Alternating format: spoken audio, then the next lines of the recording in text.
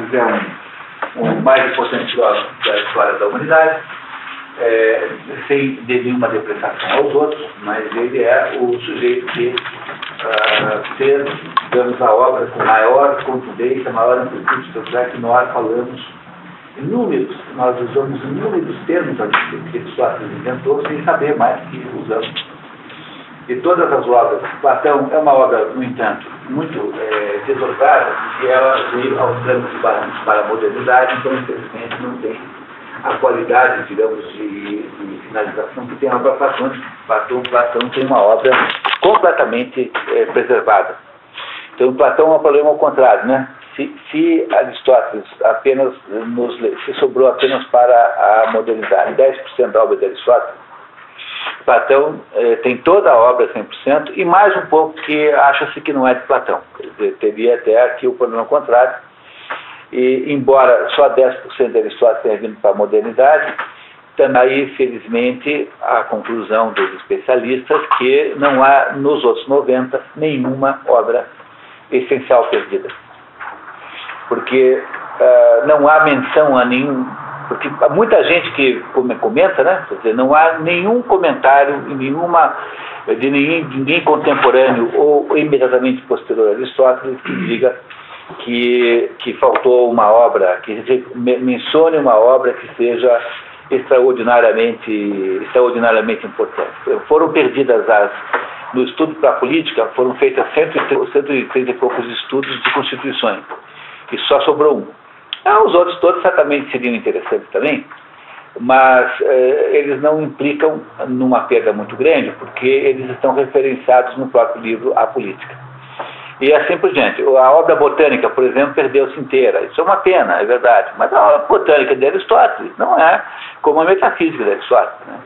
Se tivesse sido o contrário, seria pior, porque a botânica, afinal, a científica de Aristóteles, ela é brilhante, extraordinária, mas ela é, por natureza, uma obra menor, porque hoje qualquer botânico sabe mais sobre botânica, qualquer estudante de biologia sabe mais sobre botânica do que Aristóteles sabia.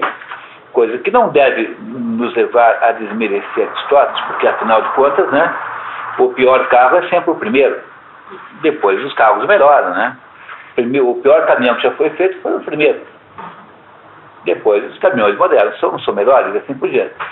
Então, é muito meritório que Aristóteles ciência, mas a ciência tem esse problema, né? A ciência é uma coisa de patamares crescentes. A mesma coisa não acontece com filosofia, porque a Ética de Nicômaco não é uma obra superável por nenhum outro filósofo, porque ela já traz tão bem estipulado e tão bem sintetizada a problemática filosófica total, né, de Aristóteles, que não teria cabimento alguém dizer que aquilo foi como o primeiro carro, não foi. Então, em assuntos artísticos e filosóficos, sempre se atinge o infinito. Quem vai dizer que Velázquez é menos que Picasso, por exemplo? Quem vai dizer que Beethoven é menos que Mahler, por exemplo? Nas artes não se aplica esse critério de evolução. Há uma modificação de estilo. Quer dizer, ao longo da história há estilos diferentes, mas não há evolução propriamente dita. E a mesma coisa em filosofia, embora, claro, que alguns problemas que foram levantados por Platão e Aristóteles foram problemas que foram continuados e aprofundados por esse ou aquele filósofo.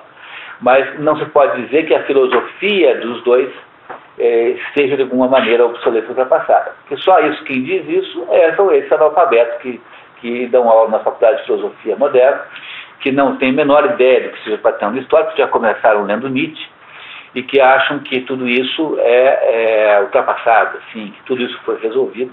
É apenas um comentário analfabeto, assim, não leve em conta. Agora, é claro que, quando você vê a física de Aristóteles, é uma física que foi muito, muito, muito melhorada. Você vê a biologia, a botânica, então Aristóteles tinha aí alguma ideia de medicina, mas a medicina moderna é muito mais sofisticada, muito mais complexa, não tem a menor ideia, né? A Carla, que estuda medicina, sabe mais medicina que todos os gregos juntos. Mas claro. Agora, você reúne todos os professores de filosofia do Brasil, não dá 1% do Aristóteles. Entenderam a diferença? Porque nos assuntos científicos é possível... Você tá bom, Guilherme? Tá? Nos assuntos científicos é possível você imaginar alguma coisa como evolução. Nos assuntos artísticos e filosóficos, não. Esses assuntos eles sempre atingem um patamar mais alto. Velázquez é tão grande pintor quanto Picasso, se você for pensar assim, até em termos, digamos, de técnica, talvez Velázquez seja maior. Então não tem isso. O que pode ser é evolução, mas evolução mesmo não tem, né? Parece que tem evolução. Isso pode ter. Como o mundo moderno julga as coisas muito pelo aspecto material, então o mundo moderno fica achando que pelo fato que um automóvel moderno é melhor do que o zero caixão, que é o Volkswagen 1600, então que o mundo moderno também teve a mesma melhoria moral, a mesma melhoria espiritual, e não é verdade, né? Esse o ponto central daquela obra maravilhosa, fantástica, chamada O Reino da Quantidade, do René Guénon, que é uma das melhores obras já escritas no século XX, em que ele demonstra como funciona o ponto de vista moderno a partir de uma troca de qualidade por quantidade. Então, a substituição de aspectos qualitativos da vida por aspectos quantitativos puros e simples. Mas, voltando aqui ao nosso Aristóteles, lá entre os trabalhos que sobraram de Aristóteles, esse aqui é um dos trabalhos esotéricos com S. Isso aqui não foi escrito por Aristóteles. Não foi ele que escreveu, propriamente dito. Não se sabe qual foi a contribuição redacional que aqui existiu. Sabe-se que ele deu uma aula e que alguém anotou a aula, um estenógrafo, né? Sei lá, um estenógrafo anotou a aula, e depois essa aula foi mais ou menos editada, não só por Aristóteles ou por esse aluno, mas também por diversas outras pessoas, de modo que essa é uma obra que tem alguns aspectos brutos. Ela não é como alguém que vai escrever um livro para publicar hoje em dia, que você faz todas as revisões, que você estrutura a obra direitinho. Portanto, não há obras do Aristóteles exotéricas que tenham sobrado, exceto um único diálogo chamado Convite à Filosofia, que está editado em português, que é um diálogo platônico. As obras exotéricas, aquelas feitas para o público, que foram feitas por Aristóteles, eram feitas no modelo platônico de diálogo, que é um dos meios de fazer escrever filosofia pelo diálogo. O Mário Ferreira dos Santos escreveu um livro assim, dialogado, chamado As Filosofias da Negação e da Afirmação, que é um livro maravilhoso, em que ele se coloca no papel como se fosse Pitágoras e conduz uma conversa sobre as diferenças das filosofias, que há algumas que estão aí para afirmar ou questionar alguma coisa, e aquelas que estão aí para negar alguma coisa. Então, toda a obra que nos sobrou do Aristóteles é uma obra esotérica com S. Então, dependendo do modo como foi traduzida, ela tem que dar algum trabalho para ler, porque há trechos completamente obscuros que você não entende, há trechos que você tem que dar uma arrumada, há trechos que você jamais entenderá, porque houve erro de cópia, né? Um monge copista daqueles da Idade Média dormiu, né? Dormiu, e quando ele acordou, ele pulou uma linha. Não é isso, tá? E a obra de Aristóteles ficou 300 anos numa caverna, numa adega, que era uma caverna úmida, fria, e imagine vocês o que os ratos podem ter comido pedaços da obra. Tudo isso aconteceu, né? Não é isso? Né? Tudo isso aconteceu. Então é por isso que nós temos que às vezes fazer algum esforço aqui para entender uma obra que parece um pouco esotérica, mas nada muito complicado, né? Vocês sabem que não. Mas eu queria muito fazer uma recapitulação até agora da linha central de pensamento de Aristóteles, porque isso sempre é bom, né? O Aristóteles está nos falando de ética. A ética é um ramo da filosofia que estuda a moral. O moral é o comportamento humano. Aristóteles dizia que a moral é uma ciência prática. Então, chamada de ciência prática, porque ela não é especulativa como um livro sobre botânica, sobre como é que as plantas respiram, por exemplo. É um livro que orienta as pessoas a viverem. Então é isso que é a moral. Tá? Então a ética é o estudo das regras do comportamento humano, vamos dizer assim. E o Aristóteles então diz que, começa dizendo que tudo que a gente faz nessa vida faz procurando o bem. E essa é uma afirmação axiomática, ele não demonstra isso. Ele acha que é completamente absurdo pressupor o contrário, porque mesmo quando há pessoas que fazem coisas más. E o fato de que há pessoas que fazem coisas más não quer dizer que a pulsão natural do ser humano seja na direção do bem. Então ele sempre nos diz, essa é uma característica aristotélica, que não adianta a gente ficar voltando na origem de todas as coisas, porque isso nos levaria ao infinito. E ao levar ao infinito, nós cairíamos numa autocontradição, porque tende a ter havido um começo nas coisas, não pode até o infinito. Então ele parte desse axioma de que as pessoas tendem para o bem. Mas afinal, o que é um bem? Bem é alguma coisa que nós achamos que estamos procurando quando a gente faz alguma coisa. Só que os bens dividem-se em dois tipos, os bens finais e os bens intermediários. Então, quando você compra uma passagem de avião para ir para Paris, você não está querendo só passagem de avião, porque se fosse o caso, você gastaria muito menos, pagaria aqui R$300, daria uma volta de teco-teco aqui no aeroporto. Como você não está querendo só passagem de avião, então você comprou uma passagem de avião para Paris, você está querendo ir para Paris, no fundo o seu objetivo é Paris, né?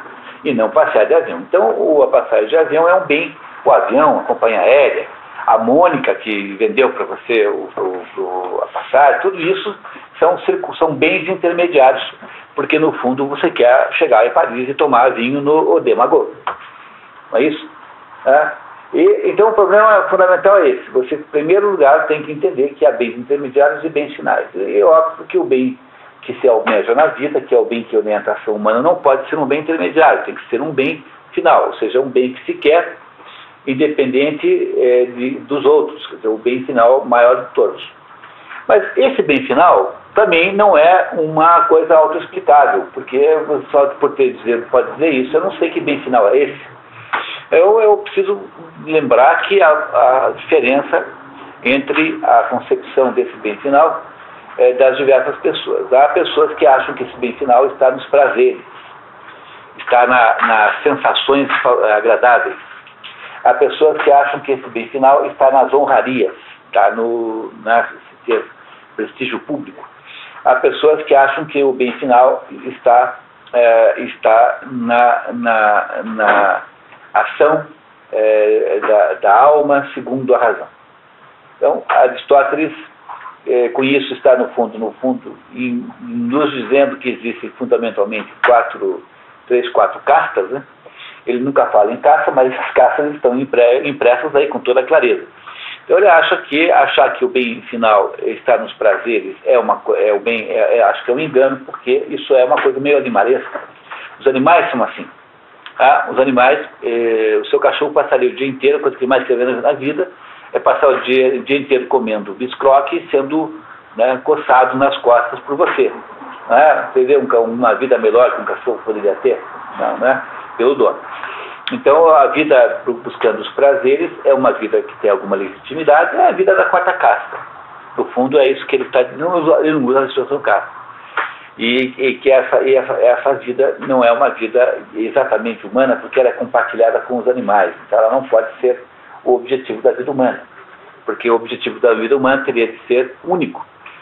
A vida baseada nas honrarias é uma vida falsa também, porque as honrarias são externas, ou seja, as honrarias não são estabelecidas por você mesmo, mas são estabelecidas pelo mundo. E do mesmo modo que o mundo te transforma num herói, no dia seguinte o mundo te chuta. E acontece como Alexis Stepanenko, contei para vocês, que na última semana de governo não conseguia nem arrumar um café. Contei essa história para vocês, né? Então o garçom disse para ele assim: mas ministro, o senhor está aqui há 4 anos, não sabe onde é a cozinha ainda? Né? Então as honrarias são completamente falsas, porque o sujeito que abre a porta para você entrar com o seu carro não faz isso porque ele vê algum mérito de você, mas só porque você tem um poder. E, portanto, essa também é uma proposta de vida muito fraca, muito pobre. Ora, há uma terceira proposta de vida que o Aristóteles acha a pior de todas, que é a vida voltada para enriquecer, que é tipicamente a ideia da vida da terceira casta. É por isso também que na política ele manda nunca dar o poder para o empresariado. O empresariado não tem condições de ter o poder político, porque o empresariado, essencialmente, tem uma existência voltada para o enriquecimento. E essa é a vida mais miserável de todas, porque é a vida voltada para a acumulação de bens intermediários.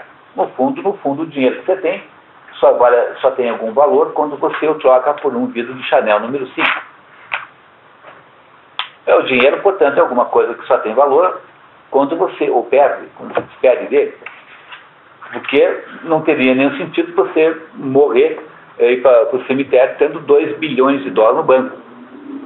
Mas seria completamente inútil, né, como existência. A vida voltada para enriquecer é uma vida bárbara. É uma vida subhumana na visão de Aristóteles. Portanto, se nada dessas coisas é de fato o bem maior, aquele que deve orientar as nossas ações, então eu dizer assim, bom, o bem maior tem que ser alguma coisa que só o ser humano é capaz de fazer. E essa alguma coisa que só o ser humano pode fazer tem que ser factível. Aí nesse momento ele faz uma crítica velada a Platão, que acha que é um bem ideal, né, que deve ser lá Rubens, tá? Um bem ideal que deve ser procurado. No entanto, esse bem ideal, sendo um bem ideal e nunca acessível, não pode ser o bem que nós procuramos aqui. Então, logo, para Aristóteles existe fundamentalmente o que é o grande bem, o que é o maior objetivo humano, é a condução da alma, segundo a razão, que é aquilo que os seres humanos fazem, só eles fazem. Aí, feito isso, Aristóteles passou para o próximo ponto. Dizer, bom, mas então, para poder entender isso, tem que entender o que é alma. Então, o que é a alma? A alma humana tem 3 partes. Vocês já perceberam aqui como funciona o método aristotélico. É um método analítico. Ele vai sempre separando em partes. É um método que qualquer pessoa resolve um problema. É um método como os consultores resolvem problemas de empresas, o método como um psicanalista resolve um problema de um paciente, não é isso? Você vai quebrando nos seus pedaços que constituem. E, olha, então a alma tem um pedaço vegetativo, que é aquilo que faz com que a gente exista biologicamente sem que a gente deseje. Esse pedaço nunca nos interessa porque ele é compartilhado com os animais e com as plantas. As plantas e os animais também têm alma vegetativa. Há um segundo pedaço da alma chamado sensitivo, que é onde estão as emoções, onde estão a movimentação emocional do ser humano. E esse pedaço chamado emoção, tá, onde estão as emoções e as paixões, digamos assim, ele é suscetível de controle pela razão. Tanto é que há pessoas que conseguem controlar a raiva, conseguem controlar a euforia. Como as paixões são controláveis, então ele conclui que a razão exerce sobre esse pedaço da alma um certo controle. E há um terceiro pedaço da alma chamado alma intelectiva, que é onde há a plena realização da razão. Então ele, desse ponto em diante, nos diz assim, olha pessoal, então nós vamos primeiro entender esse pedaço da alma chamado sensitivo, porque já que a razão pode operar sobre ele e a razão opera sobre a alma intelectiva, então há naturalmente 2 conjuntos de virtudes que são aquilo que se trata do comportamento humano. Quer dizer, o que o comportamento humano é? É um comportamento, é a condução da alma, segundo a razão, de modo virtuoso. Do mesmo modo que o melhor guitarrista é o padrão para tocar guitarra, o melhor arquiteto é o padrão para arquitetura, o melhor médico é o padrão para medicina, então deve haver um melhor modo de ser de acordo com cada uma das ações, né, das possibilidades da alma. A alma vegetativa não tem o que fazer, porque ela é animalesca, em última análise, né? Não é animalesca, ela é biológica, porque as plantas também têm. Então a alma sensitiva gera um conjunto de virtudes. Essas virtudes são as virtudes morais. E as virtudes éticas, né? Ele fala mais ético do que moral, porque aqui há sempre as 2 palavras misturadas. Dá no mesmo. Kratos em grego é a mesma coisa que mores em latim. Mores. E há as virtudes da alma intelectiva. Essas virtudes são chamadas dianoéticas. Dianoéticas. Veja, cuidado, esse dianoético não tem nada a ver com ético. Ético vem de ethos. Ethos é comportamento. Então, as virtudes éticas são as virtudes do comportamento, portanto, da alma sensitiva. E dianoético vem de dia-nus. Nus é espírito. Tá? Então, esse noético é de nous, que é espírito em grego. Então, dianoético significa as virtudes do espírito. Então, não são palavras irmãs essas. Ético e dianoético, embora acabem as duas por ético, não são parentes. Entenderam isso? Então, o que o Aristóteles fará de agora em diante? Ele começou já no nosso último encontro, né? Quando estivemos aqui com ele, começou a nos falar das virtudes da alma sensitiva, ou seja, as virtudes éticas. São aquelas virtudes associadas com o quê? Com as emoções, com os atos emocionais, os atos não da mente intelectual. Depois que ele esgotar esse assunto, ele vai nos falar das virtudes intelectuais. Portanto, só tem dois conjuntos de virtudes possíveis. O conjunto das virtudes morais, ou éticas, de que ele está falando agora, e o conjunto das virtudes intelectuais, que ele fala lá na frente, ainda não está falando disso. Ora, o que é que ele nos disse no último encontro sobre as virtudes éticas? Diz assim que essas virtudes éticas têm como característica comum, seja alguma coisa que está presente em todas elas, o fato de que elas são sempre definidas pela justa medida. Né? O que é que são virtudes éticas? São as virtudes da justa medida. Que o comportamento humano é bem realizado quando você o faz virtualmente. O que é ser virtuoso? É estar no ponto certo entre a covardia e a temeridade. Temerário é o sujeito que não teme nada, então é o sujeito que se suicidará com facilidade, porque ele vai pular de um prédio de 200 andares, assim, comigo não acontece nada. Aí esse é o sujeito temerário. Né? Temerário é aquele fulano que tem uma irresponsabilidade total e que não é capaz... Esse padre, por exemplo, é um tipo temerário, né? É isso? Aliás, não acharam ainda não, né? Tem uma pedra tão maldosa, mas não vou contar. Eu vou ficar com remorso depois se eu contar essa pedra. Não vou contar. Mas as pedras mais engraçadas, lá da minha casa tem um bar mais vagabundo do mundo, chamado Crepúsculo. Imaginem o nome do bar, Crepúsculo. Onde eu ouvi o maior estoque de piadas engraçadas sobre esse assunto do bar. Todas muito cruéis, obviamente. Esse é o pior bar do mundo. Tá? Sabe aquele bar que o garçom serve o chopp com o dedo dentro do copo? O dedão dentro do copo. Não pode ter bar pior que ele. Tem um certo charme, digamos. Tá? Então, esse padre é um tipo temerário. O temerário é aquele sujeito que está no extremo da coragem excessiva, que tornou-se uma responsabilidade. Do outro lado tem o covardão, né? Aquele fulano que fica o dia inteiro embaixo da cama, escondido. E é preciso entender, então, que a coragem, que é a virtude de comportamento correta, né? Quer dizer, a virtude moral, está no meio dos dois. Então, o que Aristóteles faz? Ele desenvolveu aí uma das ideias mais populares de Aristóteles. Porque foi Aristóteles quem um belo dia disse que a verdade estava no meio, que o equilíbrio é que interessa. Pois, eu queria só que vocês compreendessem o seguinte, hein? Olha, isso a gente fala o dia inteiro, não tem quem não tenha repetido isso na vida 20 vezes. A ideia de que o equilíbrio está no meio, essa é uma ideia aristotélica.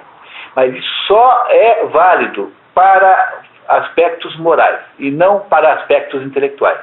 Porque ele não está ainda falando, tá? A verdade não tem meio, é verdade ou mentira. Tá? Então não há um meio termo entre a verdade e a mentira, há um abismo. Compreenderam que não há meia verdade? Aquela história assim, os brasileiros são muito compadrios, né? Gostam desse compadrio, então os brasileiros gostam de dizer, tem uma briga, não, cada um tem razão. Entendeu? Daí tenta ver se faz uma divisão mais ou menos da razão, para ninguém achar que perdeu a discussão. Mas isso não é, quem faz isso não está sendo aristotélico, está sendo burro, está sendo bobo. Não é ser aristotélico, não é ser isso, tá? Então o conceito de mediania, né, que é o conceito de justa medida, né, o meio justo aristotélico, só se aplica a questões morais, ou seja, a comportamentos ligados às emoções. Aí vocês lembram que vocês receberam no último encontro, se algum de vocês não esteve, nem lembro se alguém aqui faltou. Você faltou, Sandra? Então, pegue com a Patrícia a sua cota. Você recebeu? Tá, muito bem. Não tem nada que eu consiga pensar que você não tenha pensado antes de mim. Né? E aí, então, essa lista aí, por exemplo, é uma lista que eu mais ou menos adaptei dos dois livros, Porque nós não temos aqui a Ética Eudêmica, que é um livro que nunca é lido, porque ele é como se fosse um rascunho desse aqui, embora tenha uma outra parte diferente. Então, aí que eu adaptei, mostrando que as virtudes estão entre dois extremos. Tá? Então, é uma coisa difícil fazer isso, sabe? Esse exercício que Aristóteles fez é difícil de fazer. Tanto é em que, em alguns momentos, ele não sabe como chamar, porque não há expressões na língua para determinadas situações extremas.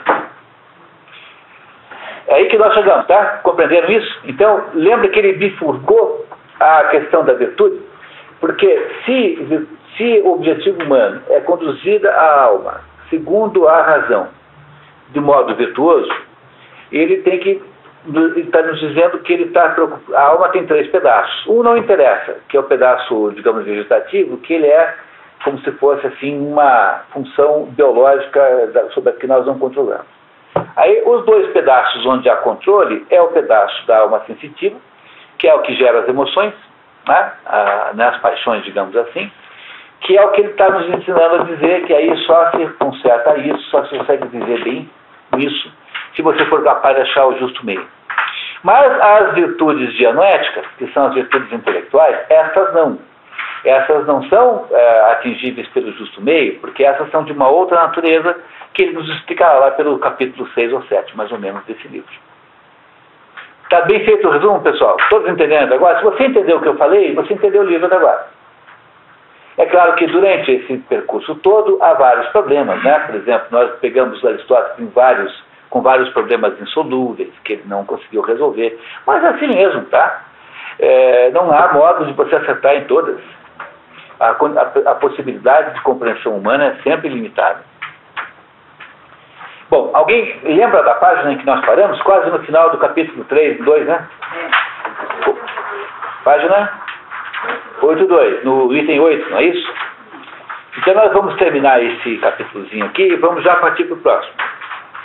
Também é preciso muito que vocês lembrem uma coisa que não parece tão óbvia, é que saber qual é o justo meio é um exercício, uma arte que leva a vida toda. Então é muito importante vocês terem isso na cabeça, sabe? Porque hoje em dia houve uma destruição tão extraordinária do conceito de ética, virou uma conversa tão fiada, um negócio tão baixo padrão. É uma maneira de você fingir que não está roubando a falar de ética. Então eu fico imaginando essas empresas aí, companhias telefônicas, um negócio de assinatura de lista telefônica, é tudo que é uma gente assim, que beira a bandidagem mesmo, que montam esquemas para prejudicar o consumidor mesmo, de inviabilizar a vida. Quer dizer, esse pessoal fazendo seminário de ética, é tudo meio bandido, assim, na prática, no fundo é assim. Mas para vender produto, você compreendeu que ética virou uma espécie de coisa que você usa para acusar o teu adversário? Ética virou um xingamento que você usa para xingar os outros. Fulano não tem ética, isso não sei o quê. No fundo, essa expressão foi completamente destruída. E a não ser que alguém fizesse um esforço como esse aqui, de voltar para a matriz genética, a gente não consegue entender mais nada sobre esse assunto. Está completamente destruído o conceito público do que seja isso. Então há uma ideia hoje em dia que pode ter um código de ética do economista, um código de ética do consultor. Agora vai ter sendo aí um evento de consultores, eu já estou aí candidato não escalado para fazer lá uma mesa redonda sobre ética do consultor. Mas, meu Deus, o que eu vou dizer numa coisa dessa? É um público de consultores, né? Eu digo, pessoal, não tem ética de consultor nenhum, tem a ética humana. A ética humana. A ética de consultor não tem, quer dizer, não tem ética de consultor. Sabe, não tem sistema de calçar sapato de médico e sistema de calçar sapato de deputado. É o mesmo sistema. Então não tem a dimensão sapatológica é a mesma, seja qual for a profissão do sujeito, entendeu? Compreenderam isso, que a dimensão sapatológica é a mesma? Mas como, no fundo, só se está querendo fazer um pequeno trabalho de apenas uma conversa corporativa, não sei o que, então a ética é assim, não faça mais barato que o seu vizinho. Mas o que é isso? Entendeu? O que se imagina que seja a ética do consultor? seja uma combinação de preço. Aí você diz assim, o código de ética da profissão. Então, por exemplo, se você trocar de contador, o contador novo não pode cobrar menos que o anterior, porque o CRC não deixa. Isso virou código de ética do contador, quando na verdade é uma sem-vergonhice desgraçada, é manipulação do mercado, isso é proibido por lei, isso chama-se crime econômico. No entanto, virou código de ética do contador. Eu sei disso porque lá na Aliança Francesa acabamos de trocar lá eu sou presidente da Aliança Francesa, acabamos de trocar o contador. E tivemos que fazer o mesmo preço do anterior. Então, o que é isso? Chama-se crime. Mas o crime, quando se transforma num pedaço de papel que todo mundo assina e diz palavras bonitas, vira código de ética. Vocês compreendem como isso é uma coisa terrível? No que se transformou esse negócio de ética? Nessa bobagem, nessa manipulação dos outros, alheia. Esse é o problema central dessa palavrinha, né? Entendeu? Então, se é fazer código de ética de consultor, o que é? É combinar coisa para... Mas espera aí, eu não quero participar disso. Não tem nada a ver com isso. Vocês compreendem como isso é complicado, né? Então, na verdade, esta ideia moderna de ética, que ela é um pedaço de papel com regras, que você não cumprirá, obviamente, mas fingirá que tem, não é isso? Ela é um contrassenso ao que Aristóteles está nos dizendo, porque Aristóteles está dizendo o seguinte, que aprender o que é certo e errado é uma coisa que leva a vida inteira. O processo de você aprender a lidar com isso é um processo de vida inteira. E você errará mesmo quando você achar que você já entendeu muito. Porque o dilema ético é um dilema sempre crítico. Então você não consegue se livrar do dilema ético. Não é alguma coisa que você aprende porque mudou o patamar, agora está no outro. Porque sempre virá uma dor de barriga tão forte quanto a anterior. O fato de que você teve dor de dente um dia na vida não significa que você nunca mais vai ter dor de dente. É por isso que o processo de convívio com o mundo, com a decisão ética, é um processo de convívio permanente. E é por essa razão que passaremos a vida aprendendo, é mais ou menos equivalente à própria ideia de vida. Você, enquanto viver, aprenderá ao que fazer. Porque o que estabelece fundamentalmente o dilema ético é o que fazer. Veja, todos os exemplos que Aristóteles deu na última aula aqui, todas as situações em que ele chamou de justa medida, são situações que você só descobre depois que você está na dúvida. Será que eu devo ostentar riqueza ou não devo ostentar nenhuma? Quanto que é certo eu ter uma vida confortável? Será que eu devia ter uma vida excessivamente austera? Ou será que eu devo ter uma vida snob e exibicionista? Achar o meio termo entre isso é alguma coisa que você passará a vida tentando fazer. Mas, seja como for, todas as justas medidas que Aristóteles estabeleceu aqui, todas têm origem em perguntas assim: o que eu faço? Porque, no fundo, a essência do dilema ético, a essência de todo o processo ético, é a pergunta, é a dúvida sobre o que fazer. Aristóteles não colocou nesses termos, mas podia muito bem ter colocado. Né? Esses termos são absolutamente compatíveis com aquilo que ele está nos dizendo aqui. E a resposta estaria sempre na alma? A resposta a gente não necessariamente sabe. Porque se soubéssemos o que fazer, nós teríamos perdido o status humano. Os animais sabem o que fazer. Então o animal nunca tem dilema ético, porque ele tem uma programação, ele faz aquilo que está programado. Como nós não temos assim, é que tem toda a tragédia humana. Então a tragédia humana é que a gente não sabe o que fazer. Bom, se você não sabe o que fazer, né? Você não sabe o que fazer, então você pode lançar mão de digamos, código externo de ética. Mas esse código externo só tem sentido se ele for um recurso que você usará para orientar o seu dilema interno. Você nunca deve imaginar que códigos morais são alguma coisa que entram de fora para dentro. Então, você primeiro tem que estabelecer o tribunal. O tribunal interno é aquilo que manda sempre, é ele que está, antes de mais nada, em questão. Então, quando esse tribunal, quando você está completamente sem saber o que fazer, então você pode dizer assim, bom, então, já que eu sou cristão, eu vou pegar e vou perguntar assim, o que o cristianismo acha que eu devia fazer? Se você for budista, vai dizer assim, bom, então o que o budismo diz para eu fazer? Para isso é que existem códigos externos, que é para ajudar você quando você não sabe o que fazer. Porque a maioria das decisões você já sabe, não tem problema maior, né? O problema das decisões éticas é que quase sempre elas são pautadas pelo tempo. Então você não sabe, põe o meu filho no colégio militar ou não põe? Bom, você não sabe se é bom ou não. Você vai saber isso daqui a 20 anos. Não é isso?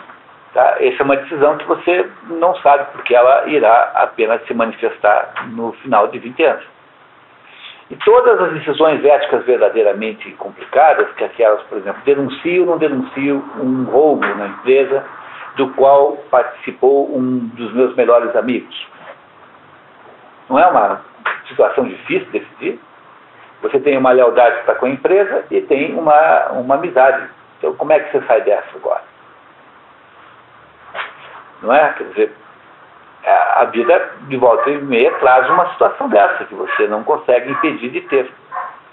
Claro, daí você pode usar aqueles 3 métodos que eu sempre digo para vocês que existem, de não ter que decidir. Quer dizer, a escapatória humana, né, que é inútil, mas é tentada, tem 3 métodos. O primeiro é você dizer que você não precisa fazer o que devia ser certo, porque para você existe um código especial que só você e Napoleão têm, e que, portanto, as pessoas especialíssimas, como você, não precisam fazer o que os outros mortais fazem. Então, esse aí é o Raskolnikov do Crime e Castigo. A personagem literária que exemplifica essa atitude é o Raskolnikov. Tá? A segunda opção é você dizer assim, não, é que não sou eu que estou nessa situação aqui de decidir, é um outro. Então, eu não sou eu. Quem conta para você como funciona essa maneira de pensar, esse é o Dr. Jekyll e o Mr. Hyde. Compreenderam? Quer dizer, você está na dúvida se você vai se drogar. Então, você, puxa, será que eu me drogo? Não tem uma moral nisso? Então, como é que você faz para resolver? Para não resolver, né? Você finge que quem está tomando droga não é você, é o Mr. Hyde. E o que era o Mr. Hyde? Era o Dr. Jekyll que se transformava em Mr. Hyde para cair na gandaia de noite. A historinha do Stevenson, né? O livrinho do Stevenson. Era um médico, né, respeitável, londrino, que à noite virava o Mr. Hyde e ia lá pro Galaguei dançar. Não é exatamente assim, né? Mas é um equivalente moderno. Assim. Então, como é que ele pode fazer isso? Como é que ele faz isso? Como é que ele vence o dilema? Ele não vence, ele finge que ele não é ele. Com esse negócio de Second Life, por exemplo, isso é uma tendência que se aprofunda no ser humano. Tudo é possível contanto que você invente uma segunda identidade, que não é você. E o terceiro jeito de escapar do dilema ético é você dizer assim, sabe uma coisa? Todo esse dilema é um falso dilema. Na verdade, é apenas uma coisa que a sociedade está me impondo e que não tem importância nenhuma. Esse é o Merceau do Estrangeiro, que é a personagem mais próxima dessa atitude. Então, entenderam como as 3 saídas que o sujeito inventa para escapar do dilema ético? Todas elas falsas, né? Nenhuma delas vai dar certo, mas é o jeito como você escapa de ter que passar pela dor de tomar a decisão, que você não sabe qual tomar. Como você não sabe qual tomar, você pode até dizer, viu, Mônica, que intuitivamente você sabe. Então. Tá? No fundo, pode ser até que intuitivamente você saiba, né? Mas não dá para garantir que seja assim. É por isso que parece que o processo de escolha ética é um processo que tomará todo o espaço da sua vida. Todo o espaço da sua vida será gasto com a necessidade de escolher bem.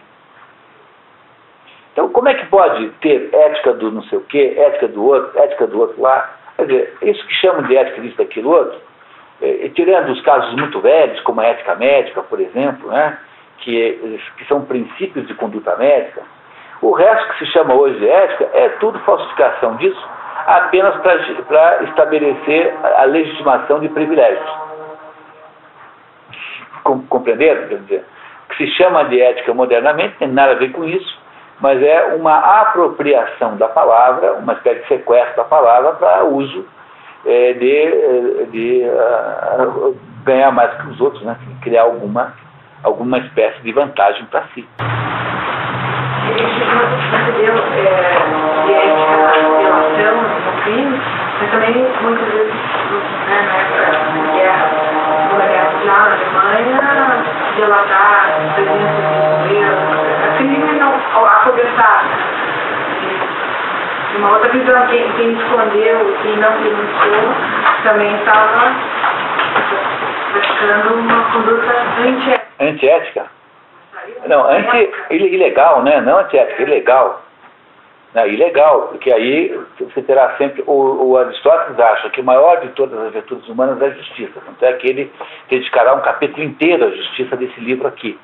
Ah, então, a justiça nem sempre coincide com a lei, né? É isso? São coisas que são iguais. Então, o sujeito que está lá, o Schindler, tem lá uma família de judeus lá escondida no porão. Então, fica no dilema ético. Será que eu denuncio ou será que eu não denuncio? A lei manda denunciar, mas humanitariamente você não devia fazer isso. O problema é que ele tem que tomar uma decisão. Então, como é que ele resolve isso? Ele pergunta assim: Deus, o que eu faço? Me ajude a decidir isso, porque eu não sei o que fazer. Deus vai dizer: não denuncie. Mas se você não denunciar, você está automaticamente sujeita à sanção da lei. E é o que aconteceu com Sócrates, por exemplo. Então, a morte de Sócrates é um exemplo de que, frequentemente, há uma incompatibilidade entre a lei do céu e a lei da terra. E é por isso que esse é o tema do livro Antígona.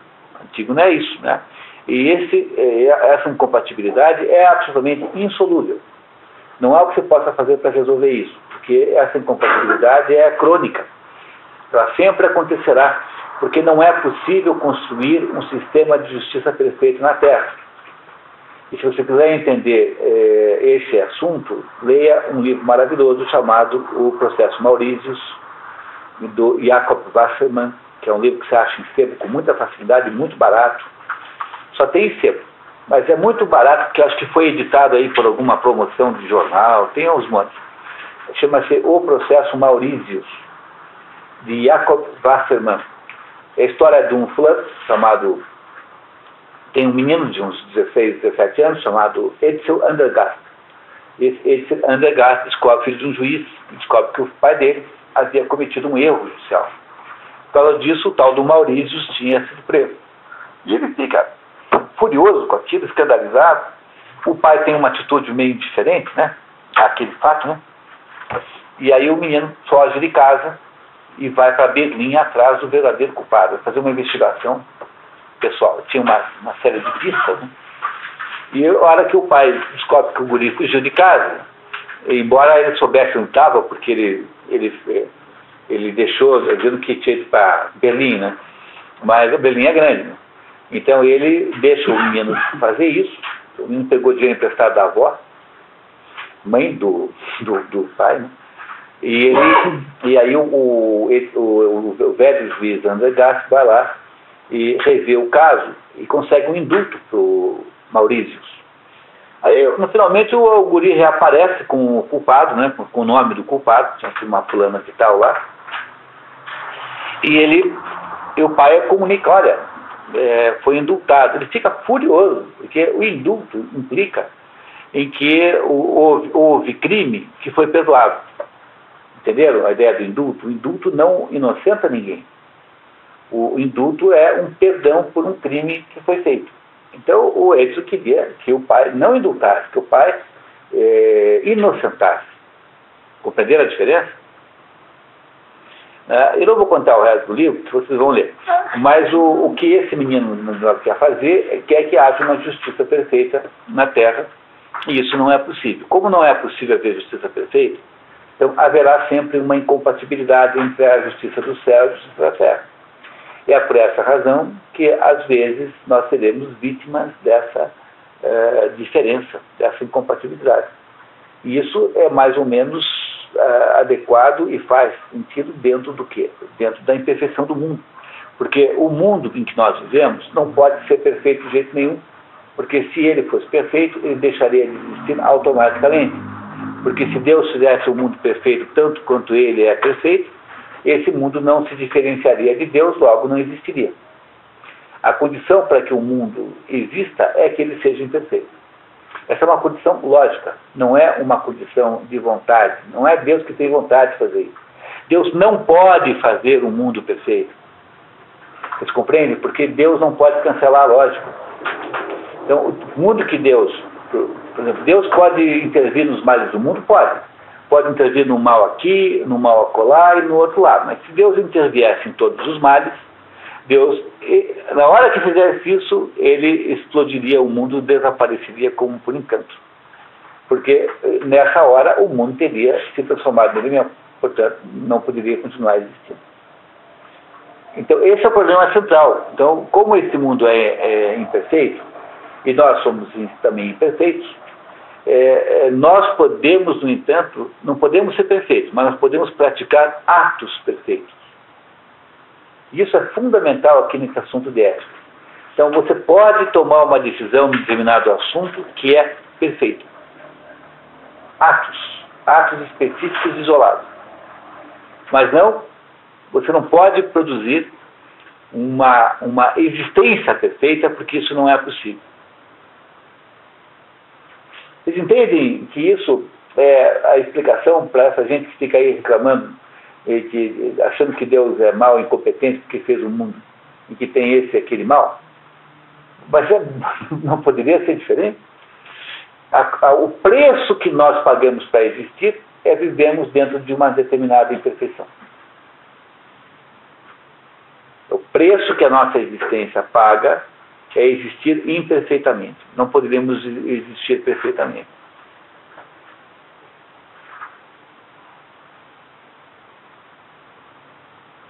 Então, quem tiver interesse em entender a mentalidade contrária é a mentalidade do Edsel Andergast adolescente. Porque o Edsel Andergast não aceita isso. Porque ele é um adolescente que quer um mundo perfeito. Então, como os adolescentes são assim de modo geral, é assim que eles se transformam em juventude hitlerista. Quem é que mandou depredar tubo do ônibus? É o Requião, que manda o Requião, o do Ático, pega os absolutamente revoltados jovens que querem um mundo perfeito e diz assim, olha, a culpa da impressão do mundo é do Beto Richa, e vão lá quebrar, porque o Requião interessa por fins eleitorais. E essa gente vai porque essa gente, nessa idade em que eles estão, são todos eles undergastos. Entendeu como funciona a juventude hitlerista? Que é o conceito de cara pintado? O que é o cara pintado? É a juventude hitlerista do PT. É assim, você pega essa juventude inconformadíssima com essa realidade sobre o mundo e você a transforma numa massa violenta, porque eles estão dispostos a todo tipo de violência. Não esquecer nunca que a expressão rapaz, né, tem a mesma origem de rapace, né, ave de rapina, né, rapace, rapina.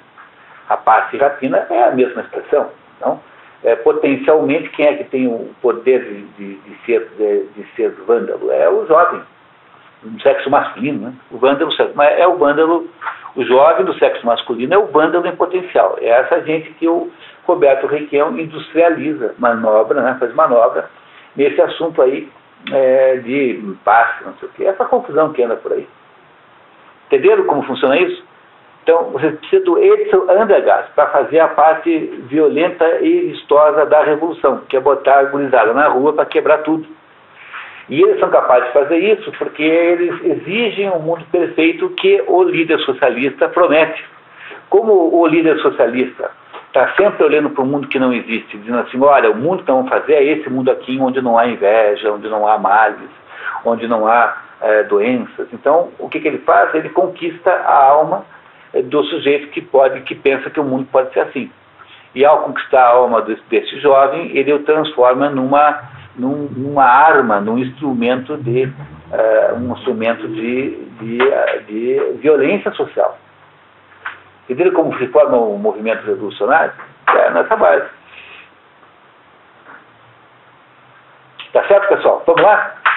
Quem é que gostaria de ser o nosso leitor oficial hoje, na página 82, item 8? Então, vamos lá. Guilherme, muito obrigado, vamos lá. Então, três disposições, duas dessas vícios, um de excesso e outro de deficiência, uma virtude, que é a observância da mediania. E cada uma delas, de uma certa forma, se opõe a ambas as outras, pois os estados extremos são os opostos, tanto do estado mediano quanto dos outros, que estão em reciprocidade. E o estado mediano é o oposto de ambos os extremos. Tal como o igual é maior se comparado com o menor, e o menor se comparado com o maior, os estados medianos de caráter se acham em excesso se comparados com os estados de deficiência, e deficientes se comparados com os estados de excesso, quer no caso das paixões, quer naquele das ações. É óbvio isso, né? Então o meio parece mais do que a ponta negativa para baixo e parece menos do que a ponta do excesso para cima. Né? Isso é uma dessas coisas que o pessoal não entende. Já estava um desses presidentes dos Estados Unidos dizendo que tinha conseguido lá uma estatística sobre educação nos Estados Unidos e que achou um absurdo que metade dos alunos estivesse abaixo da média. Já declarou isso, que coisa, que barbaridade, metade dos alunos estão abaixo da média. Achando que isso fosse uma coisa gravíssima, assim. Um analfabetismo estatístico grave que sobretudo acomete jornalistas. Talvez a classe mais acometida de, por exemplo, está hoje na capa da Gazeta. Paraná é o 5º estado, tem alguma desgraça aí. Toda semana tem assim, na primeira parte, Paraná é o 5º em repetência escolar. Paraná é o 5º, sempre o 5º, mas só porque será que é o 5º? Né? Porque a 5ª é a maior população. Então, o sujeito que põe uma manchete dessa, ele não se dá conta de que isso não é notícia. Porque a notícia é só se fosse o primeiro, se fosse o 10º. Porque aí você teria, entendeu? Quando o cachorro morde um carteiro, nunca aparece no jornal, né? Porque durante todos os dias, muitos cachorros mordem carteiros. Só aparece no jornal quando o carteiro morde o cachorro. Aí apareceria no jornal. Né? A ideia do jornal é justamente trazer aquilo que parece estranho. Então só teria sentido botar na manchete qualquer coisa em que o Paraná não fosse o 5º. Entendeu? Então, mas toda semana tem uma 5º em repetência, mas é uma coisa impressionante, é sempre o 5º. Por que será? E o jornalista que botou isso na capa da Gazeta, ele acha que isso tem relevância jornalística. Mas é exatamente como o presidente americano que acha estranhíssimo que metade fica abaixo da média. Porque ele não entende o conceito de média. Então ele pensa que pode ser possível metade não ser abaixo da média. Entendeu? Ele não domina o conceito de média, porque toda média fica metade para cima, metade para baixo. Porque essa é a ideia matemática, aritmética da média. Entenderam isso? Então, o problema, essa doença chamada analfabetismo estatístico, é uma doença que acomete os jornalistas da Gazeta do Povo, em especial, aparentemente. Né? Compreende que não adianta dizer que o Paraná é 5º, isso, naquilo, 5º, aquilo outro. Isso não é notícia. Né? Muito bem, continuando. Por exemplo, o homem corajoso parece temerário em contraste com o homem covarde, e covarde se comparado ao homem temerário. Analogamente, um homem moderado parece desregrado comparado a um homem sensível ao prazer e à dor, mas insensível quando comparado a um desregrado. E um indivíduo generoso parece pródigo se comparado a um indivíduo mesquinho, e mesquinho se comparado a um indivíduo seja pródigo. Todo mundo sabe essa experiência, entendeu? Por exemplo, uma vez tinha com os amigos fizemos uma ideia de montar uma empresa chamada, uma empresa de autoestima, que é assim, você se acha gordo, então você vai alugar, passar o dia inteiro com o sujeito que é realmente gordo. Então você aluga um gordo para passar com você o dia inteiro, aí você vê como você é magro, como você come pouco. Se você acha burro, você vai passar o dia inteiro com o sujeito que é realmente burro, para você ver como você é um gênio. Entendeu? Então eu imaginei até que pudesse haver pessoas que alugariam 4 ou 5 ao mesmo tempo, as pessoas com a autoestima mais baixa, né? Para passar o dia inteiro, né, tendo contraste, né? Não é isso? Então assim, eu me achava louco. Daí um dia descobri que o César Lattes, né? O César Lattes, aquele físico, ele foi visto num trem na Europa, lendo um livro, e ele então lia a página do livro, E quando terminava de ler a página, ele arrancava e jogava a página pela janela. Então ele continuava na segunda página. Ele lia a página e jogava. Quer dizer, depois que eu vi o Cedolati fazendo isso, eu fiquei me achando meio louco do que ele, entendeu? Tinha alguém mais louco que você. Quer dizer, assim, você se acha glutão? Pô, você não sabe o que o fulano come. Olha só. Entendeu? Compreenderam isso que ele está dizendo, que há aqui uma relatividade essencial nisso, o que não quer dizer que não haja uma justa mediania. Tá? Sempre haverá uma justa mediania. Né? Continuamos. Consequentemente, cada caráter extremo tenta empurrar o caráter mediano rumo a um outro extremo. Um covarde qualifica um homem corajoso e temerário, e um homem temerário classifica como um covarde, e correspondentemente nos demais casos. Mas apesar de todas as três disposições estarem aqui em oposição entre si, o maior grau de contrariedade existe entre os dois extremos. Claro, porque aí a distância é maior, né? Quer dizer, entre o temerário e o covarde, há muito mais distância do que entre o temerário e o corajoso e o covarde. Né? É isso. Uma vez que os extremos estão mais afastados um do outro do que da mediania, tal como o grande se acha mais afastado do pequeno, e o pequeno do grande do que um ou outro do igual. Outro assim, alguns extremos exibem uma certa semelhança com o mediano. Por exemplo, a temeridade se assemelha à coragem, a prodigalidade se assemelha à generosidade, ao passo que os extremos exibem a maior dessemelhança entre si. Mas são coisas afastadas o máximo entre si, que os lógicos definem como contrários, de modo que quanto mais afastadas são as coisas, mais contrárias elas são. E em alguns casos a deficiência, em outros o excesso, se opõem mais à mediania. Por exemplo, a covardia, que é um vício da deficiência. É falta de coragem, né? Deficiência porque é falta de. Opõe-se mais à coragem do que à temeridade, que é o vício do excesso. Mas o desligramento, o excesso de paixão, se opõe mais à temperança do que o faz à insensibilidade, ou falta de paixão, o que é o resultado de uma de duas causas. Uma dessas surge da própria coisa. Devido ao fato de um extremo estar mais na mediania e a essa assemelhar-se mais, este não é considerado, mas sim um extremo contrário como oposto da mediania. Por exemplo, pelo fato de a temeridade parecer assemelhar-se à coragem mais do que a covardia, que é mais próxima dela, consideramos a covardia e não a temeridade como contrário da coragem, pois se pensa que os extremos estão mais afastados da mediania e são mais contrários. Essa então é uma causa que se origina da própria coisa. Quanto à outra causa, sua origem se encontra em nós. As coisas das quais nós próprios, por nossa natureza, estamos mais inclinados, parecem mais contrárias à mediania. Por exemplo, somos por nossa natureza mais inclinados ao prazer, razão pela qual estamos predispostos aos desligramentos, mais do que ao decoro. Não é necessário. Não. Classificamos como contrários à mediania, assim, as coisas, ou estados, aos quais estamos mais propensos a nos desviar, de sorte que o desligramento, o excesso, constitui mais particularmente o contrário da temperança. Isso. Vamos em frente? Acho que não tem importância. O suficiente foi dito, colimando, mostrar que a virtude moral é uma mediania. Colimando é objetivando, né? Com objetivo. E em que sentido ela é? A saber que é uma mediania entre dois vícios, um do excesso e o outro da deficiência. E que ela é uma tal mediania porque visa atingir o ponto mediano nas paixões e nas ações. Mas lembrem sempre que ele está falando aqui das paixões e ações do pedaço sensitivo, ou seja, daquelas ações e paixões que estão associadas às emoções, paixões ou emoções, né? E não associadas a assuntos intelectuais. As virtudes intelectuais são outras virtudes que não estão aqui ainda em debate, tá? Não é isso? Então, apenas as virtudes morais. É por isso que constitui árdua tarefa ser bom, pois é difícil encontrar um ponto mediano em qualquer coisa. Em relação ao que exemplificamos, que nem todos são capazes de encontrar o centro de um círculo, salvo aqueles que conhecem Diomedes. Está vendo aqui? Essa é aquela conversa que nós tivemos agora há pouco. É difícil ser bom. Por quê? Porque o certo é sempre um só e o errado são todos os outros. Por exemplo, quando você vai apostar na loteria, quantos números estão certos? 5.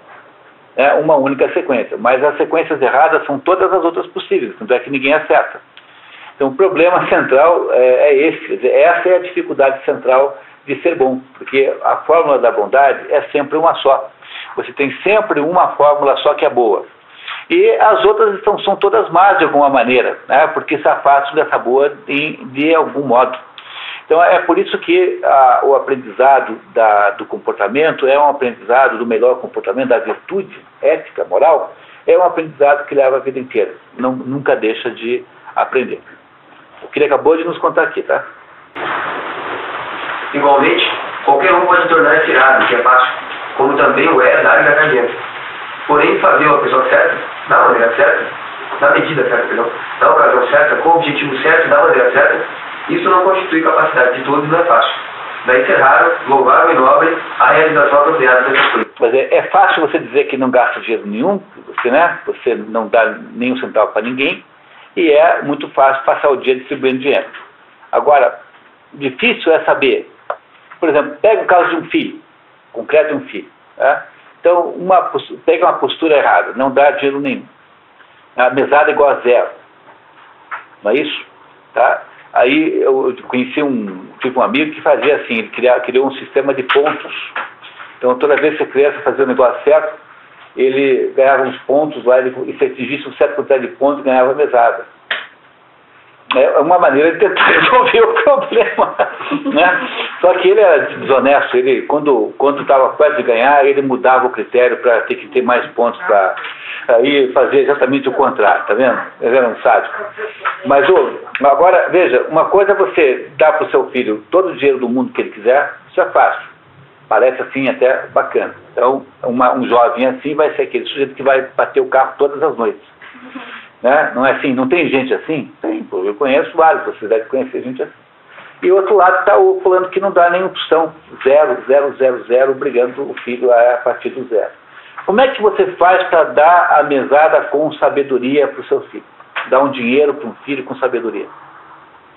É isso que ele está dizendo, que isso é algum ponto intermediário entre esses dois extremos, entre o não dar nada, que é, digamos, a sovinice, e a extroinice, que é dar tudo. Se você der o dinheiro fácil, você vai deseducar o seu filho, vai fazer um mal a ele. Ele vai crescer com a ideia de que ele tem acesso a uma ilimitação de recursos, que o mundo está a seu serviço, ele será uma criança perpétua. Se você não der nada a ele, você está negando um apoio fundamental para a pessoa poder viver. Então, qual que é o jeito de fazer no meio? Pois é, ninguém tem uma fórmula boa para essa, né? É isso, tem sistema de pontos aí. Eu acho um pouco horripilante isso, me repugna uma coisa dessa. Acho assim que é uma coisa muito esquemática, assim, parece, né, horrível uma coisa dessa, pensando bem, né? Manipuladora, né? Horroroso. Como é que você estabelece, por exemplo, os pesos? O que vale 5 pontos? Tomar banho? Mas tomou banho e não lavou a orelha, daí ganha 4. Entendeu? Como é que... Não escovar os dentes, aí escovou os dentes é 2 pontos a 3, quanto é, entendeu? Compreendeu que não é fácil fazer uma coisa dessa? A sabedoria que a vida você vai obter na vida é uma sabedoria de entender como funciona essa justa medida, esse justo meio aí. Que não dá para fazer, não se sabe automaticamente. Tem que saber como fazer. Não é isso? Tá? Então, como é que você briga com o filho? Então, tem vários problemas. Falei para vocês que já contei para vocês que quando você vai ameaçar a criança, tem uma tecnologia de ameaçar a criança. Que você tem que ameaçar a criança com uma coisa tão horripilante, tão horrorosa, tão incrivelmente medonha, que a criança saiba de antemão que você não vai fazer nada daquilo.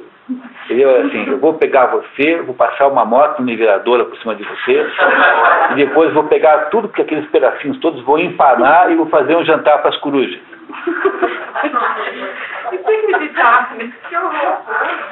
Se você fizer essa coisa, tal coisa, eu vou fazer isso com você. Quer dizer, se você vai ameaçar a criança, tem que ameaçar sim, porque a criança sabe que você não vai fazer isso. Como você não vai fazer isso, ela confia que você a ama, apesar de estar bravo com ela. Entendeu? O que você não pode fazer é uma ameaça que seja perceptível pela criança como factível. Aí não. porque aí você vai aterrorizar o seu filho.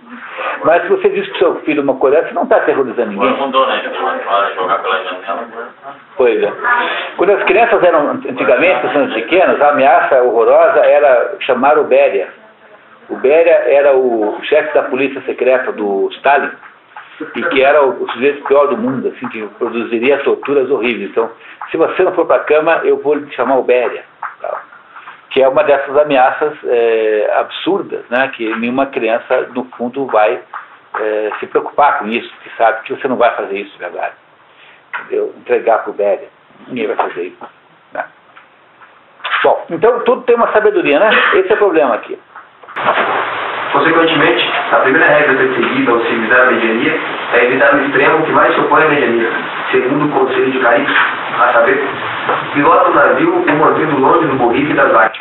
Aqui Aristóteles, aqui tem um problema, sabe? Porque isso aí está no verso 219 do livro 12, canto 12 da Odisseia, e nesse verso que está aí, não é a Calipso que dá esse conselho, mas é a Ulisses que está dando esse conselho por timoneiro do navio, reproduzindo o conselho que a Circe lhe havia dado.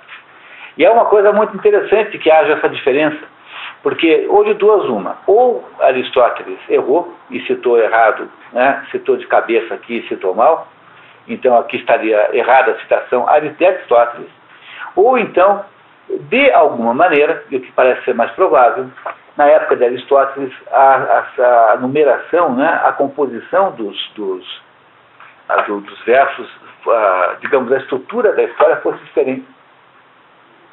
Mas isso não está na Odisseia. Se vocês forem na Odisseia procurar o canto 12 e o verso 19, está lá, isso está escrito lá, mas quem dá o conselho é a Circe para Ulisses, e Ulisses diz para o timoneiro do navio fazer isso. Não é interessante que haja essa diferença? Quer dizer, contava-se a história de um jeito diferente no tempo de Aristóteles, atribuindo a outra pessoa. Ou então sempre tem a possibilidade de Aristóteles ter se enganado, que ele estava dando aula.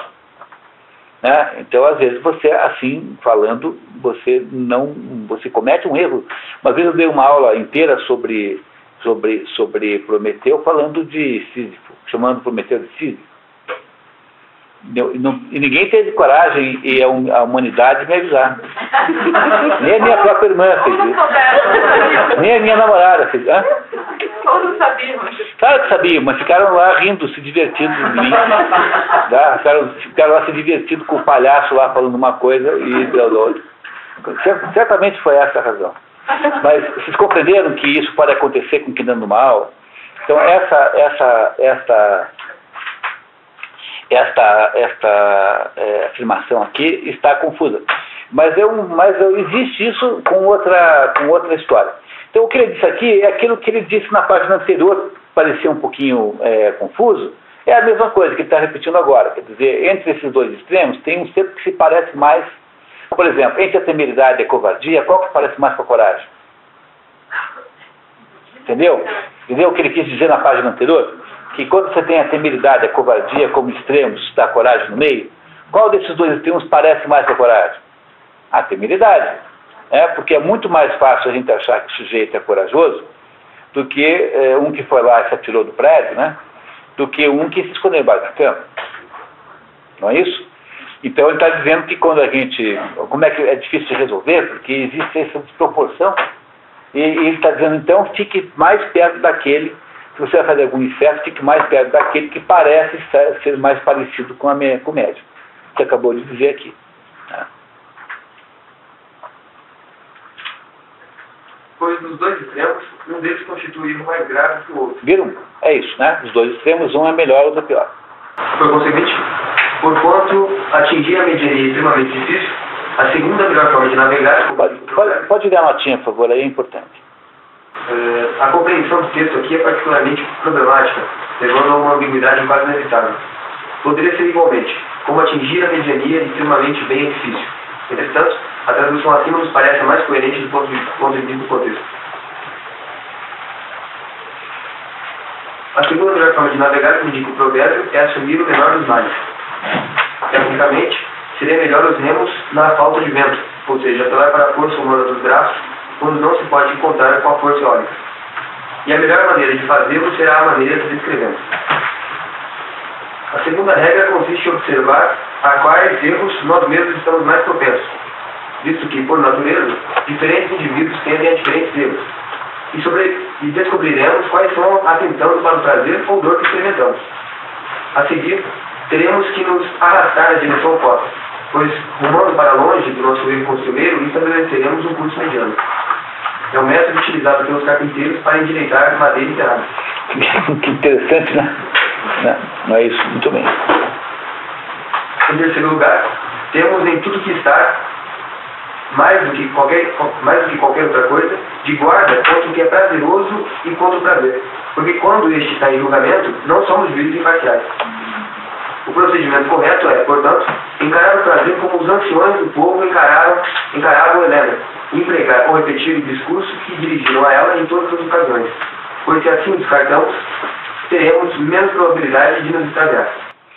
O que ele está fazendo aqui é uma referência a Helena de Troia, porque quando a Helena foi trazida pelo Paris, o Paris era um tipinho, um sujeito assim muito... era um tipinho assim meio metrosexual, sabe? E foi ele que arrumou aquela encrenca toda, esse Paris. E ele trouxe a Helena, e quando os gregos vieram sem frotas de gregos para buscar a mulher de volta, as mulheres de Troia queriam devolver, jogar a fulana da janela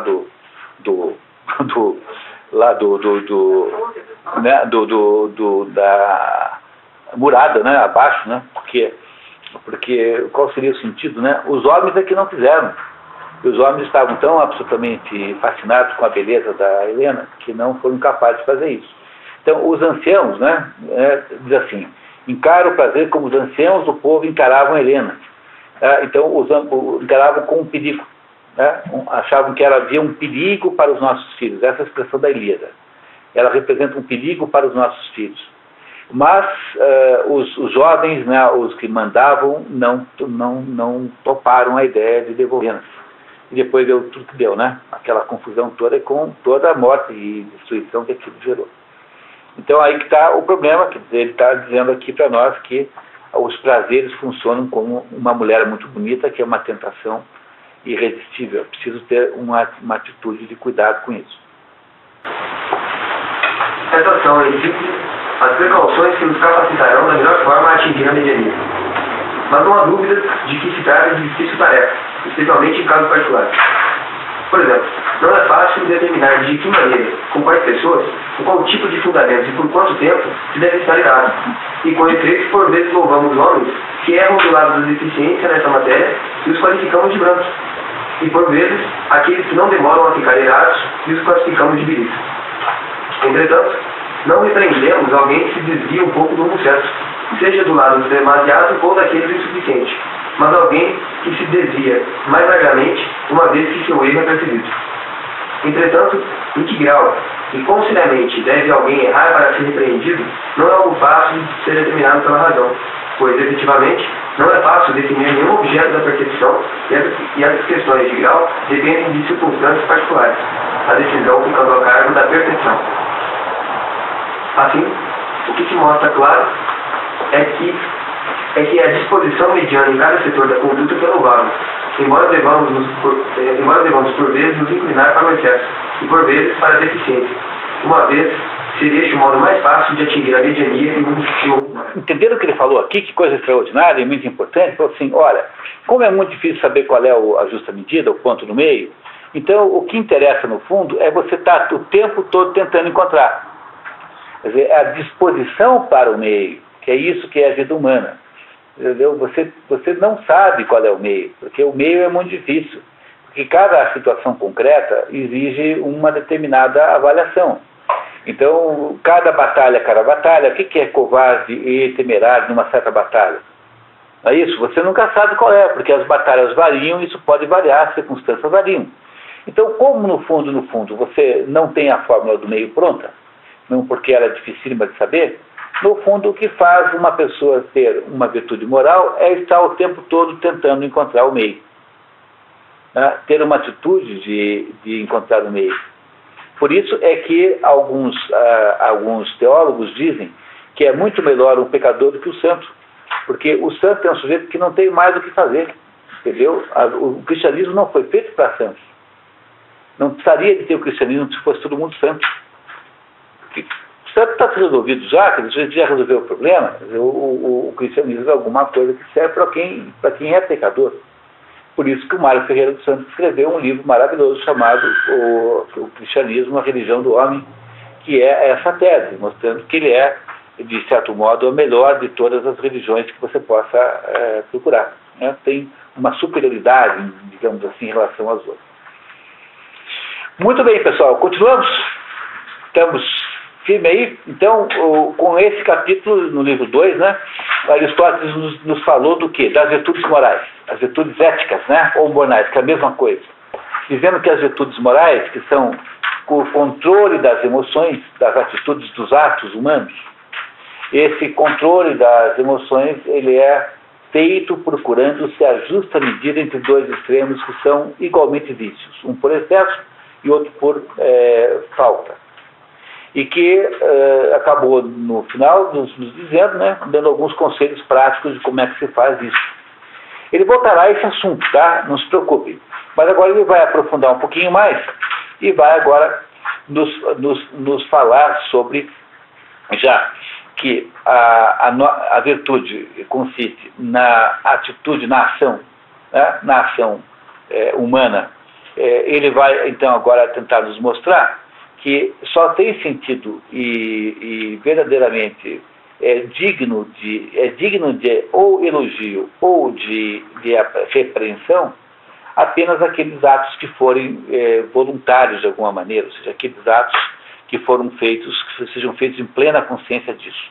Então, este próximo capítulo aqui é mais ou menos a base do direito, se você quiser olhar para a ciência do direito, né, dos capítulos, digamos, uma das bases do direito é o que trata aqui o próximo capítulo. Tá? Então, o direito é montado em torno dessa ideia que virá agora em cima, que é a ideia da responsabilidade pelos atos. Quer dizer, em que medida alguém é responsável pelos próprios atos. É isso que o Aristóteles vai nos contar agora. Vamos trocar de leitor? Guilherme, você continua? Então, vamos lá. Alguém gostaria de substituir? Tá bem, então vamos lá, Guilherme. Vamos. A virtude, entretanto, concerne a paixões e ações, e o louvor e a censura são conferidos somente em ações voluntárias. Aquelas que são involuntárias são objeto de perdão, e por vezes até de compaixão. Muito bem, tá? Compreenderam isso? Quer dizer, apenas aquilo que é voluntário é que pode ser dito assim, isso está certo, isso está errado. Aquilo que for involuntário, você pode dizer, que pena. Tá? Então, aquilo que for feito sem que houvesse a consciência da escolha do ato em si, não é imputável, né? Quer dizer, aquilo que o direito moderno considera inimputável. Você tem um sujeito, um débil mental que comete um crime, não é, em princípio, passível de legislação criminal, porque ele não sabe o que está fazendo. É a ideia que está por trás da inimputabilidade do menor, por exemplo. Por que o sujeito, quando tem 17 anos e 11 meses e 29 dias, pode matar 12 pessoas, né, sem nenhuma boa razão, roubá-las e estuprá-las e extirpá-las e não fazer nada com ele? Porque há a pressuposição de uma inimputabilidade numa coisa dessa. Essa pressuposição da inimputabilidade, não poder sofrer carga jurídica, né, não ser responsável por seus atos, é isso que está aqui dizendo para nós o Aristóteles. Claro que ele não está propondo isso, mas ele vai nos explicar como funciona o conceito. Tá? Então, continuamos, vamos lá. Por conseguinte, parece dispensável ao estudante da ética discernir a diferença entre o voluntário e o involuntário, o que também será útil ao legislador na sua distribuição de recompensas e punições. Então você não pode ter um sistema jurídico que não considere isso, né? A partir de que idade alguém é responsável pelos seus atos? Quais são as condições, por que uma pessoa pode ser declarada por um tribunal inimputável? Porque o médico disse que o sujeito é louco. Então, ele matou lá tantas pessoas achando que estava matando os marcianos.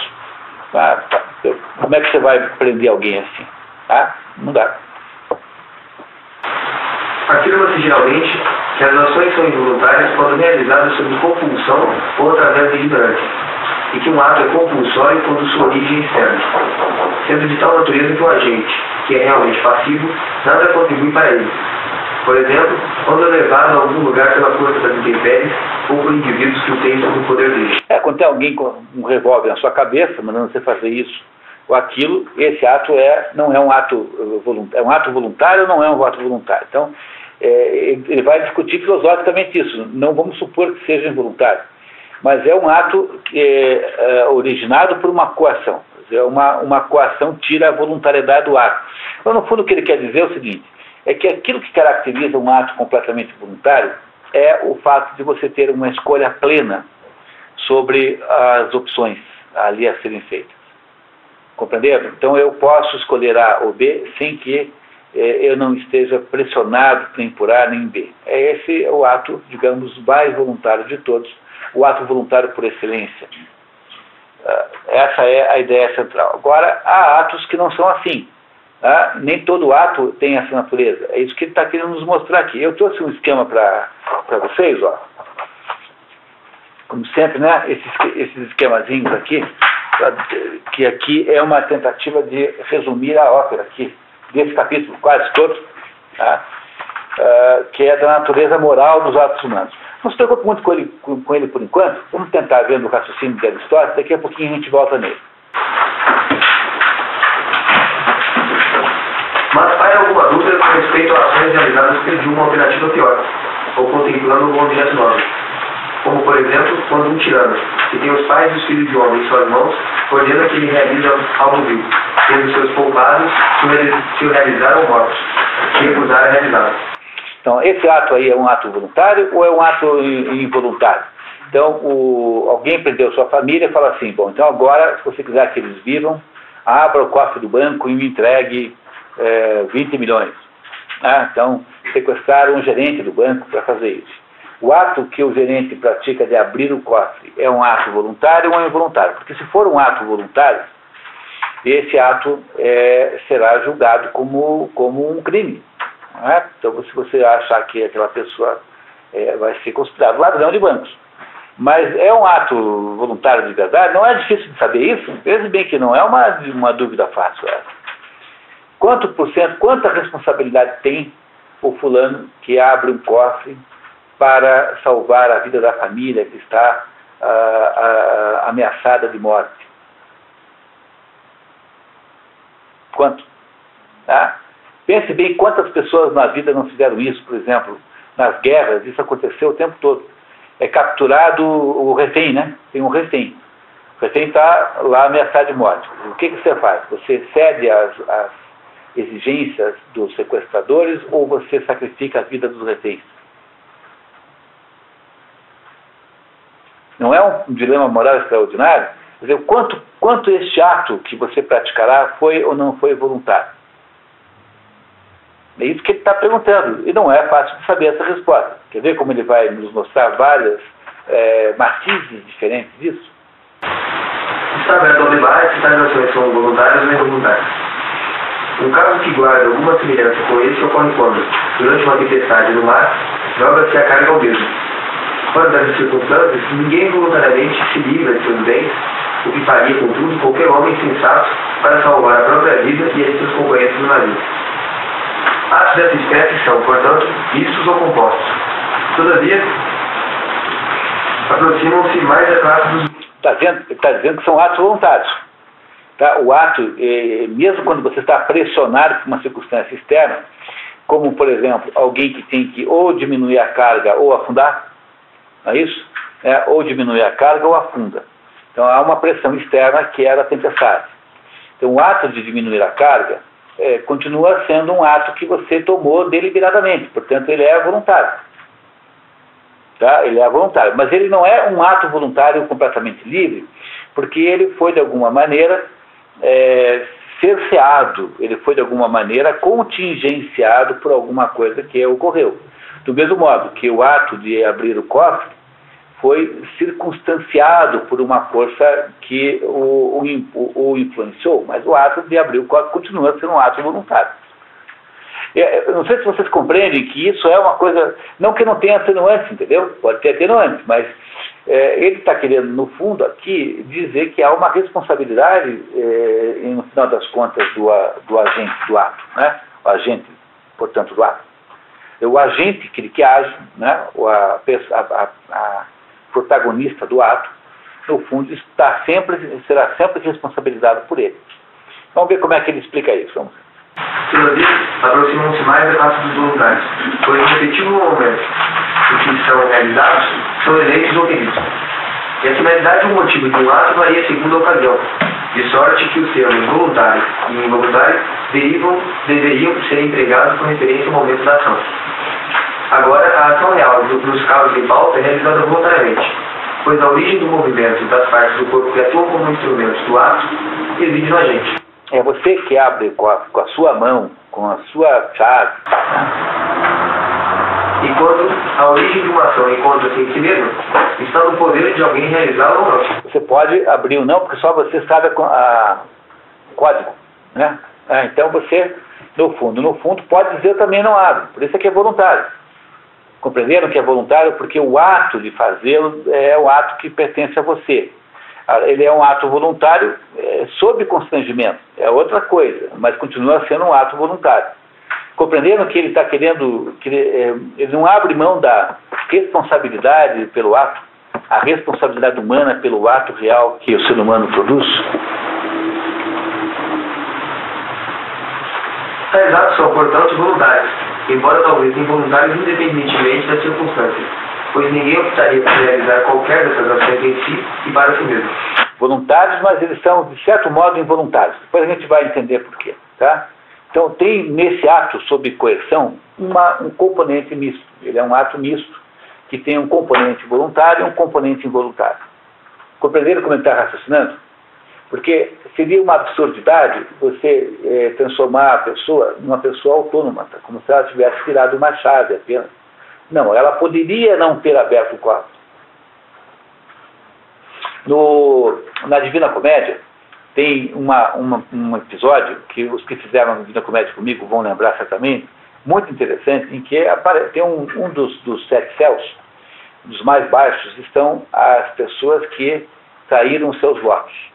Então, quem é, por exemplo? É o caso, por exemplo, de uma moça que está lá nesse lugar, em que ela foi raptada pelo irmão. Ela estava no convento, ela queria ser freira. Mas aí o irmão, que queria casá-la lá com o outro fulano, porque ele tinha interesse político na aliança, e o outro lá queria casar com ela, então ele foi lá, raptou uma noite, levou-a na marra para a igreja, casou a irmã na marra com o outro lá. Então, essa mulher foi quando ela morreu, ela foi para o céu mais baixo.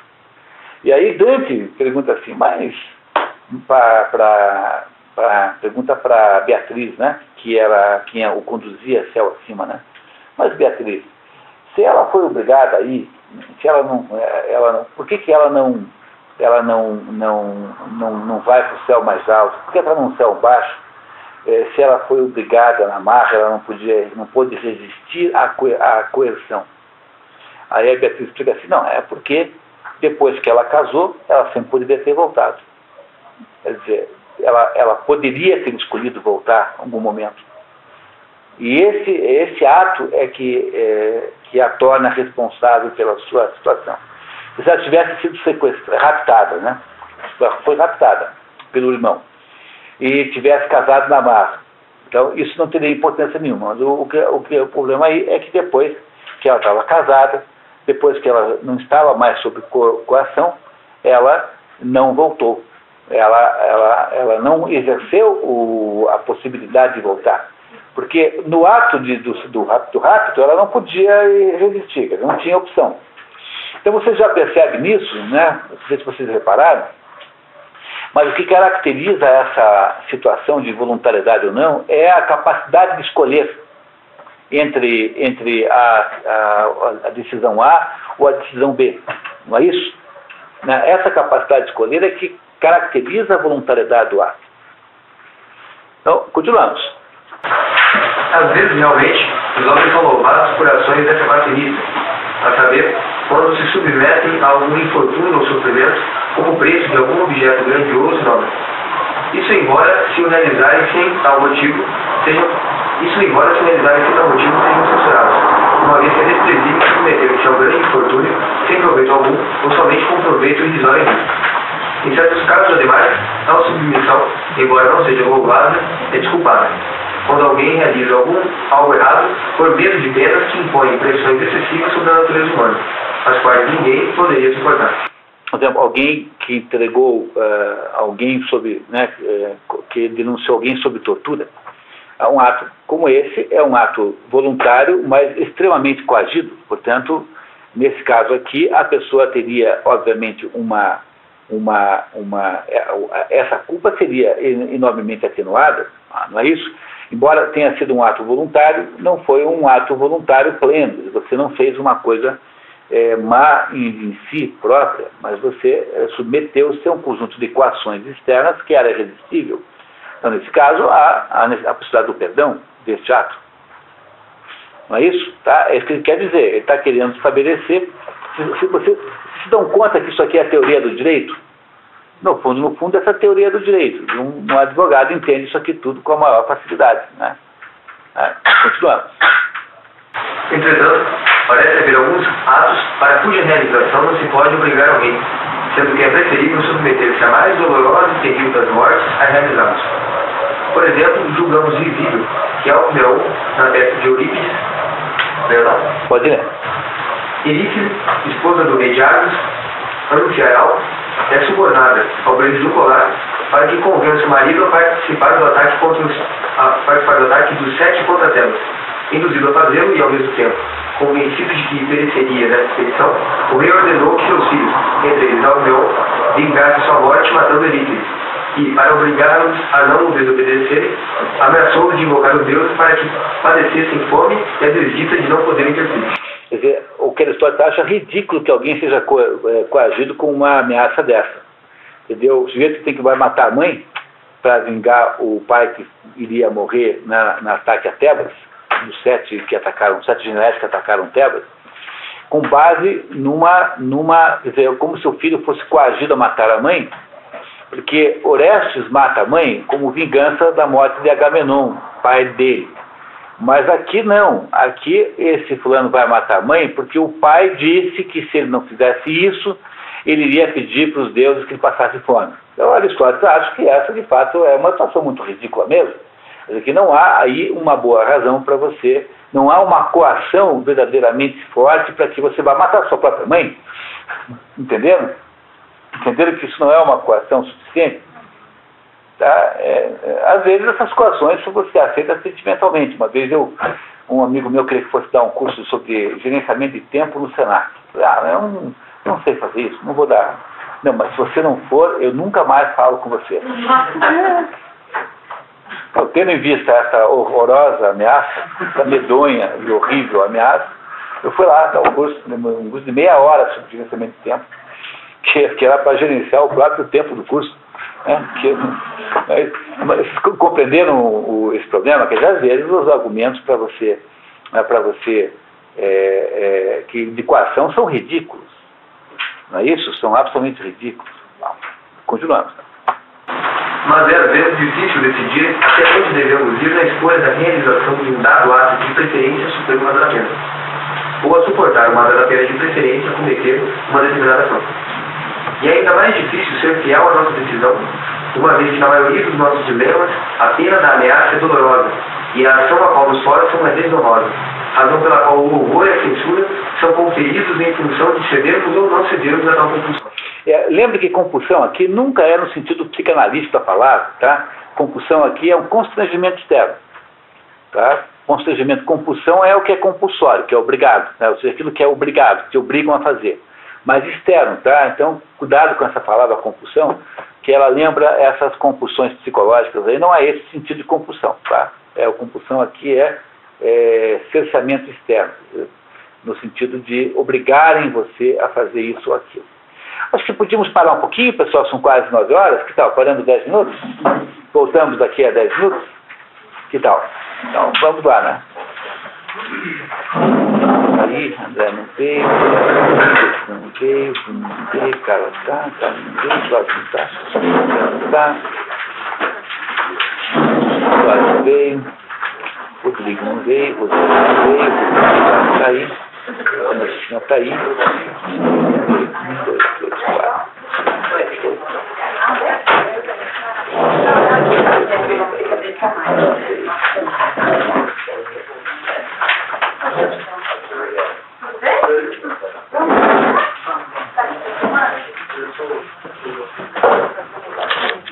Essa voz é uma delícia.